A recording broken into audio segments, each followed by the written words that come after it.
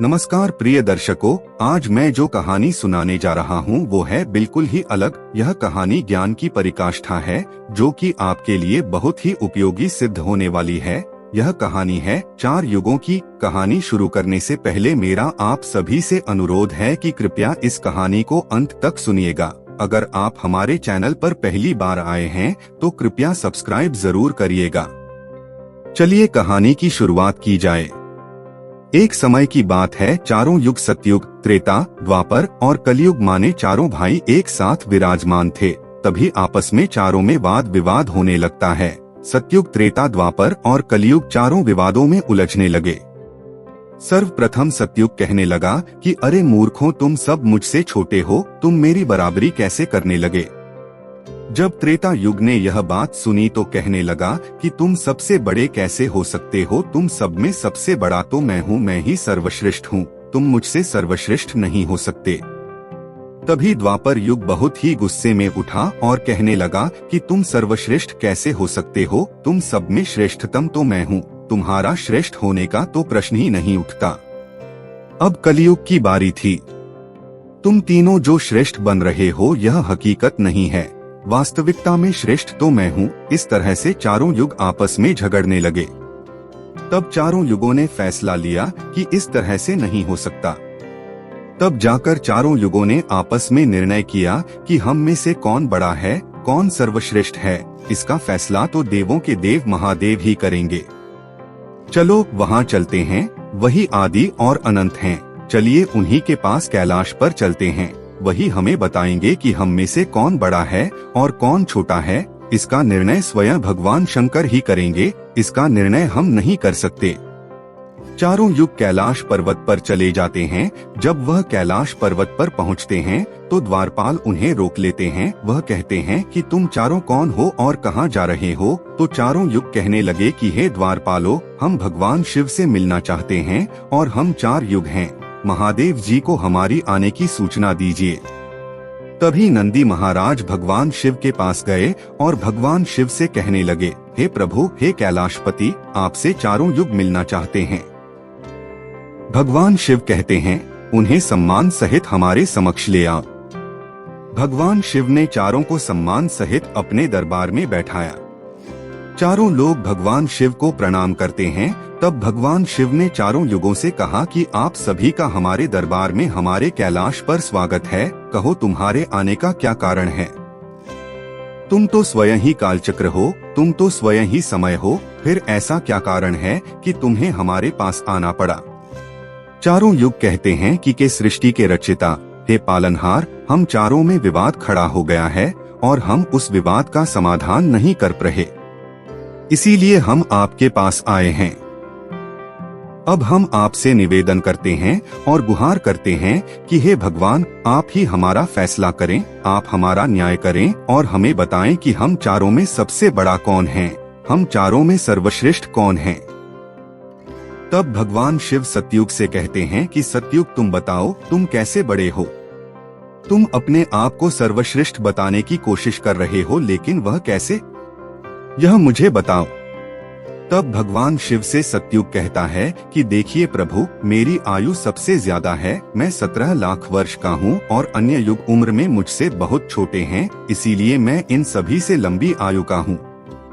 तब तक कलयुग कहता है कि व्यक्ति कभी आयु से बड़ा नहीं होता, वह तो गुणों से बड़ा होता है। प्रभु, मैंने तो यही सुना है। भगवान शिव ने कलयुग और सतयुग से कहा कि तुम इस तरह तो बड़े नहीं हो सकते।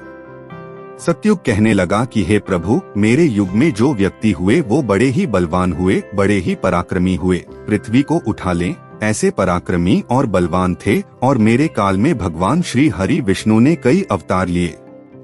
देखिए प्रभु, नरसिंह अवतार मेरे ही काल में हुए, मत्स्य अवतार मेरे ही शासन काल में हुए। तब तक त्रेतायुग बोल उठा, नहीं प्रभु, श्री हरि विष्णु के अवतार होने से वह बड़े हो सकते हैं, तो प्रभु अवतार तो मर्यादा पुरुषोत्तम श्री राम का मेरे काल में भी हुआ था, जिन्होंने संसार को मर्यादा सिखाई। और बलवान की बात करते हो, कुंभकर्ण जैसे योद्धा, रावण जैसे योद्धा मेरे शासनकाल में भी हुए हैं। प्रभु, इस तरह से कोई और बड़ा नहीं हो सकता, सब में बड़ा तो मैं हूँ। जब यह बात द्वापर युग ने सुनी तो द्वापर युग कहने लगे कि हे प्रभु, यह दोनों बड़े बन रहे हैं, परंतु यह दोनों बड़े कैसे हो सकते हैं? देखिए प्रभु, आप जानते हैं कि जब मेरा शासनकाल आया तो मेरे काल में तो भगवान श्री कृष्ण जैसे अवतार पैदा हुए जो कि 16 कला संपूर्ण पारब्रह्म परमेश्वर थे, जिन्होंने विराट रूप दिखाया। वैसा विराट रूप तो साक्षात भगवान विष्णु भी नहीं दिखा सकते। भगवान योद्धाओं की बात करते हैं तो मेरे शासनकाल में बड़े बड़े योद्धा कंस, जरासंध, भीष्म पितामह और 5 पांडव मेरे ही शासनकाल में हुए थे। प्रभु स्वयं बलराम मेरे ही शासनकाल में हुए थे। तो बताइए प्रभु कि मेरे शासनकाल में कौन सा योद्धा इनके योद्धाओं से कम था? प्रभु, इन सब में बड़ा तो मैं हूँ। तब तक कलयुग बोल उठा। कलयुग कहता है कि हे प्रभु, मैं इनकी बातें मान लेता हूँ। इनके शासनकाल में जो भी योद्धा हुए, जो भी अवतार हुए, उन्हें बुद्धि नहीं थी, वह बिल्कुल मूर्ख थे। और जिनके शासनकाल में मूर्ख प्राणी पैदा हो, क्या वह बुद्धिमान हो सकते हैं? वह सर्वश्रेष्ठ हो सकते हैं? कलयुग कहने लगा कि नहीं भगवान, मेरा शासनकाल सबसे अच्छा है।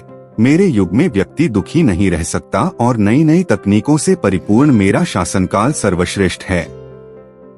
जब भगवान शिव ने चारों युगों सतयुग, त्रेता, द्वापर और कलयुग चारों की वाणी सुनी, चारों के उत्तर सुने, चारों की बहस सुनी, तो भगवान शिव अपने मन में विचार करने लगे और सोचने लगे कि इनका फैसला कैसे किया जाए। पास में ही माता पार्वती बैठी थी। माता पार्वती कहती हैं कि हे प्रभु, अगर आप ही इनका फैसला नहीं कर पाए तो फिर इनका फैसला कौन करेगा?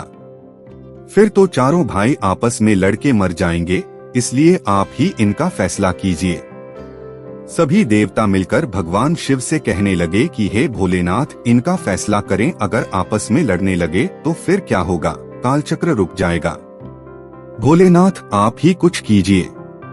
भगवान शिव कहते हैं, ठीक है, मैं आपकी बात मानता हूँ, मैं फैसला करूँगा। भगवान शिव ने कहा कि चलो ठीक है, मैं सबकी परीक्षा लूंगा और जो परीक्षा में सफल हुआ वही सबसे बड़ा होगा। सतयुग कहता है कि आप जो चाहे वह परीक्षा दे दीजिए, लेकिन सबसे बड़ा तो मैं ही रहूंगा। कलयुग कहता है कि हे प्रभु, हम भी परीक्षा देने के लिए तैयार हैं, आप तो बस परीक्षा दीजिए। चारों युग परीक्षा देने के लिए तैयार हो जाते हैं। भगवान शिव ने एक 100 टन वजन की लोहे की कढ़ाई कैलाश पर्वत के नीचे एक तलहटी में रख दी और उसके पास में ही एक चावल का ढेर लगा दिया। भगवान शिव ने चारों को बुलाया और कहा कि तुम चारों यह देख रहे हो, तुम्हारी परीक्षा अभी हो जाएगी। भगवान शिव से कहते हैं, ये चावल तुम्हारे युग का व्यक्ति ही बनाएगा और मेरे यहाँ जितने गण हैं वह सब भोजन करेंगे। भगवान शिव कहते हैं कि सतयुग तुम तुम्हारे युग का व्यक्ति बनाओ और उसे भोजन बनाने के लिए भेज दो और हम सभी लोग यहाँ खड़े होकर देख रहे हैं। जब भगवान शिव की बात सतयुग ने सुनी तो बहुत बड़ा बलवान योद्धा सतयुग ने बनाया और कह दिया कि जाओ बेटे, इस स्पर्धा में चावल बनाओ और बना करके भगवान शिव के इन सभी गणों को भोजन कराओ। अपने महाराज का आदेश सुनकर सतयुग का आदमी चलता है। वहां आकर देखता है कि उस पर कढ़ाई का भार 100 टन से भी ऊपर है। वह तो सतयुग का व्यक्ति था, वह बड़ा ही बलवान था। उसने एक बहुत बड़ी भट्टी खोदी। भट्टी खोदने के बाद पेड़ों को तोड़ करके लाया और उसने अग्नि जलाई। अग्नि जलाने के बाद कढ़ाई को एक हाथ से उठाया और उठाकर के भट्टी पर रख दिया और चावल उठाया और कढ़ाई में डाल दिया। ऊपर से पानी डाल दिया और चावल बना डाला। जब बहुत विशाल कढ़ाई में चावल बन गए तो उस व्यक्ति ने समस्त गणों को बैठाया, पात्र दिया और चावलों से भोजन करा दिया। अपना कार्य पूरा करके अपने मालिक सतयुग के पास आया और कहने लगा कि हे प्रभु, मैं जा रहा हूँ, अब मेरा काम हो गया है। भगवान शिव और अन्य लोग देख रहे थे। भगवान शिव त्रेता युग से कहते हैं कि हे त्रेता, अब तुम अपने युग के व्यक्ति को भेजो और यह जो रखा हुआ है इसे मैं अपनी माया से हटा देता हूँ और दूसरा इसी के समान कढ़ाई बना देता हूँ। अब तुम अपने युग के व्यक्ति से इस चावल को बनवाओ और मेरे 500 गणों को भोजन करवा दो। त्रेता युग ने कहा कि ठीक है प्रभु, जैसी आपकी आज्ञा। तो त्रेता युग ने भी अपना एक महान योद्धा कुंभकर्ण जैसा बलवान प्रकट किया और उसको आदेश दिया कि जो तलहटी में नीचे हजारों टन की कढ़ाई राखी हुई है, इसमें हजारों मन पास में जो चावल रखा है उसे बनाना है, पकाना है, और जब चावल पक करके तैयार हो जाएं तो इन 500 गणों को खाना खिलाना है। यह व्यक्ति भी बड़ा ही बलवान था। वह चलता है, उस कढ़ाई के पास आया, दोनों हाथों से ताकत लगाई और उठाकर के भट्ठी पर रख दिया और ऊपर से रखने के बाद अग्नि जलाई और अग्नि जलाकर उसमें चावल डाला, पानी डाला, चावल पक करके तैयार हो गए। उस त्रेतायुग के व्यक्ति ने जितने भी भगवान शिव के गण थे उन सबको खाना खिलाया और भोजन करने के बाद सभी गण वापस कैलाश पर्वत पे आ गए। भगवान शिव द्वापर युग से कहते हैं, द्वापर, यह दोनों लोग अपनी अपनी परीक्षा दे चुके हैं, अब तुम्हारी बारी है, तुम्हें मेरे 150 गणों को भोजन कराना है। द्वापर कहता है, ठीक है प्रभु, आपकी जैसी इच्छा, मैं पूरा प्रयत्न करूंगा। एक बहुत बड़ा अवतार वाला बड़ा ही ताकतवर बलवान व्यक्ति को बना करके खड़ा कर डाला और उससे कहा कि जाइए देखिए, तलहटी में कढ़ाई राखी हुई है, उसमें चावल को बनाना है और बनाकर इन सभी गणों को भोजन कराना है। वह व्यक्ति अपने प्रभु से कहता है कि प्रभु जैसी आपकी आज्ञा।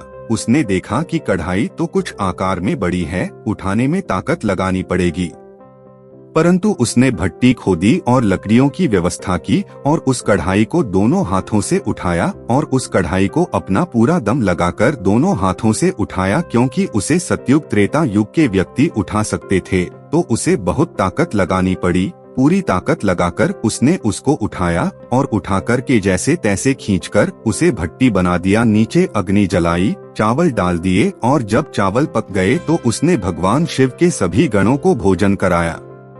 खाना खिलाने के बाद वह द्वापर युग का व्यक्ति अपने मालिक के पास आता है और कहता है कि प्रभु, मैंने अपना काम कर दिया। अब भगवान शिव कलयुग से कहते हैं, अब तुम्हारी बारी है, तुम देख रहे हो उसका वजन कम नहीं होगा, उसका वजन उतना ही रहेगा, हजारों टन। लेकिन जब तुम्हें परीक्षा देनी है, तुम मानने को तैयार नहीं थे कि तुम सबसे छोटे हो, लेकिन तुमने तो माना नहीं। तुम्हारे आदमी की आयु भी मात्र 100 वर्ष है, जबकि अन्य युगों की आयु सबसे अधिक होती है। सतयुग की आयु 1,000,000 वर्ष होती है, त्रेता युग में 10,000 वर्ष होती थी और द्वापर युग में 1,000 वर्ष होती थी, और यह कलयुग तुम्हारी शासनकाल में तो मात्र 100 वर्ष की है और तुम्हारा आदमी भी छोटा है। जब भगवान शिव की बातें कलयुग ने सुनी तो कलयुग कहता है कि प्रभु ठीक है, मैं आपकी बात मानता हूँ, लेकिन आप पहले ही मुझे इस तरीके से हताश मत कीजिए। प्रभु, आप तो एक न्याय करता है, आप मुझे भी परीक्षा देने का मौका दीजिए, हम भी परीक्षा देकर देखेंगे, यदि हमसे नहीं हो पाया तब जाकर हम मानेंगे। भगवान शिव कहते हैं, ठीक है, तुम अपना आदमी बुला लो। फिर भगवान शिव कहते हैं कि यह कढ़ाई देख रहे हो हजारों टन की है, वहाँ चावल रखा है और इसमें इतने सारे चावल रखे हुए हैं, तुम्हारा व्यक्ति क्या करेगा? कलयुग कहता है कि ठीक है प्रभु, आप मेरा तमाशा तो देखिए। भगवान शिव ही उसकी बातों को सुनकर अचंभित थे। भगवान शिव सोच रहे थे कि क्या कलयुग का व्यक्ति उठा पाएगा। कलयुग ने बड़ा ही बुद्धिमान व्यक्ति को पैदा किया, बड़ा ही तीव्र व्यक्ति था, बहुत ज्यादा सोचने वाला व्यक्ति था, सभी गुणों से संपन्न व्यक्ति को कलयुग ने पैदा किया और पैदा करके व्यक्ति से कहा कि बेटे, तुम्हें अपनी शक्ति दिखानी है, परीक्षा का समय है, यदि तुम इसमें असफल हो गए तो मैं सबसे छोटा हो जाऊंगा। वह व्यक्ति अपने महाराज से कहता है कि महाराज कैसी बात करते हैं, ऐसा हजारों गुना यदि हमारे सामने हो तो भी कुछ भी नहीं कर सकते।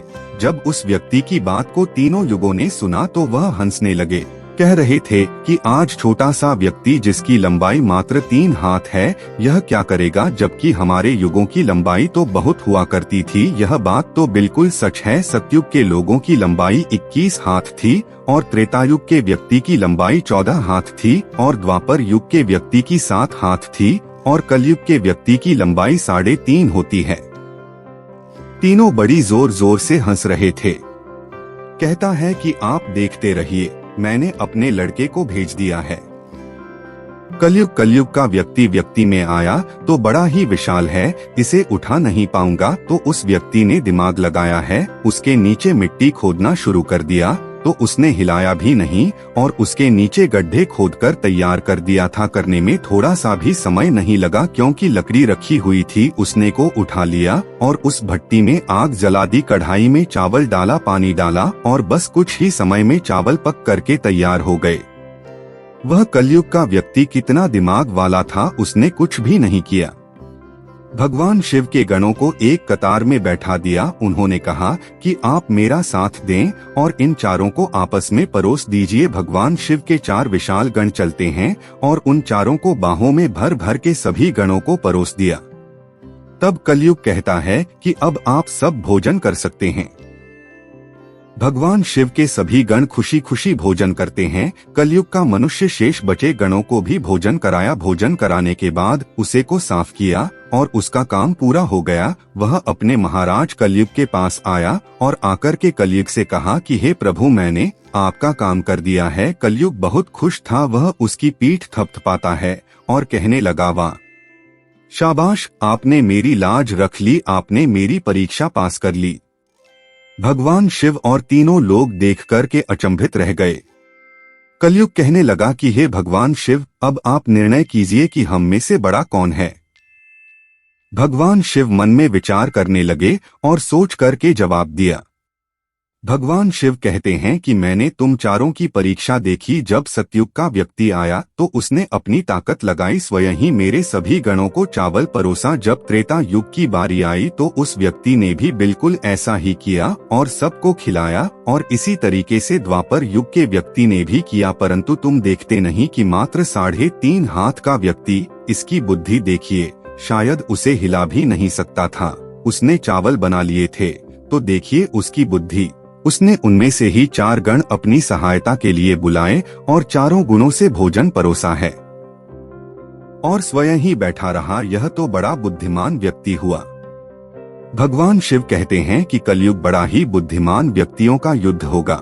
इसमें मशीनों का आविष्कार होगा, बड़े बड़े दिमाग भारी होंगे। भगवान शिव कहते हैं कि तुम सब जैसा शासन करते आए हो, चलो ठीक है। तुम सत्य, धर्म और निष्ठा पे रहे हो, चलो ठीक है, लेकिन तुम्हारे योग्य व्यक्तियों में बुद्धि का अभाव था। उन्होंने कभी अपनी बुद्धि का उपयोग नहीं किया। नहीं तो कुंभकर्ण, रावण के जैसे महान योद्धा, जिनको मारने के लिए स्वयं भगवान अवतार लेकर आए और वह यह नहीं जान सके कि यह भगवान है, यह सृष्टि के रचनाकार हैं, और उनसे युद्ध किया और सभी के सभी मारे गए। कलयुग के व्यक्तियों को देखो, आप कितना बुद्धिमान हैं, और आगे आने वाले लोगों में, आगे आने वाले कलयुग के राज में वैसे ही बुद्धिमान व्यक्ति देखने को मिलेंगे। तो भगवान शिव ने फैसला किया कि तुम चारों में सबसे बड़ा कलयुग होगा। कलयुग मशीनों का युग होगा। कल का नाम है मशीन और कलयुग मशीनों का समय होगा। इस समय बड़े बड़े मशीनों का आविष्कार होगा, जो कि सतयुग, त्रेता युग, द्वापर युग में नहीं हो पाएगा। भगवान शिव की बात सुनकर के वह चारों युग भगवान शिव की बात मान लेते हैं और चारों युग अपने अपने स्थानों को और अपने अपने राज्यों को लौट जाते हैं। तो आपने देखा कि कैसे भगवान शिव ने चारों युगों का फैसला किया। हम आशा करते हैं कि आपको इस कहानी से बहुत कुछ सीखने को मिला होगा। धन्यवाद।